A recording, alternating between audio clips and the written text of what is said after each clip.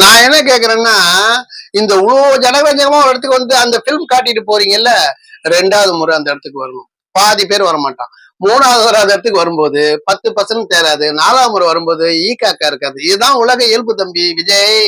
கோயம்புத்தூர்ல சத்யராஜ் சொல்லுவாரு. கோயம்புத்தூர் ரயில்வே ஸ்டேஷன்ல சத்யராஜ் ஃப்ரெண்ட்ஸ் எல்லாம் இருக்கும்போது அந்த எண்டுல வந்து சிவகுமார் இருந்தாராம். சிவகுமாரா இவன் வாடா ஓடி போய் இப்ப பாக்கலாம் அப்படின்னு சொல்லிட்டு நேரா போய் பார்த்து ஆட்டோகிராஃப் பாக்குறது. அந்த படம் பிடிக்கும், இந்த படம் பிடிக்கும், இந்த பாட்டு பிடிக்கும். அவர் திணற அடிச்சுட்டாங்க. ட்ரெயின் வந்து அவர் ஏறி போயிட்டாரு. அதுக்கப்புறம் கொஞ்ச நாள் கழிச்சு மறுபடியும் அந்த ரயில்வே ஸ்டேஷன் நிற்கும் போது சிவகுமார் இருக்காரான நான் விளையாட அப்படின்னு சொல்லிட்டு பாதி பேர் நீ வேணா போய் பாத்துக்கடா அப்படின்னு பாதி பேர் கலந்து ஓடிட்டானா. அப்புறம் 3வது போய் இப்ப நிக்கும் போது அதே சிவகுமார் அங்கெல்லாம் போகல, அங்க சிவகுமார் இருப்பாடா, ஏதாவது கேள்வி கேட்டு பாரு இப்படி போயிடலாம் அப்படின்னு போயிட்டாங்களாம். இதுதான் உலக இயல்பு. நீங்க சும்மா கும்பலை கூட்டிட்டு ஒரு தடவை வந்துட்டு பிலிம் காட்டிட்டு போக கூடாது தம்பி. நல்ல ஆண்மகனாக இருந்தால் திருவாரூர்ல நில்லுங்க. திருவாரூர்ல கெத்தா நேர்மையா தேர்தலை சந்திங்கன்னு சொன்னீங்கல்ல, நீங்க திருவாரூர்ல தான் நிக்கணும்.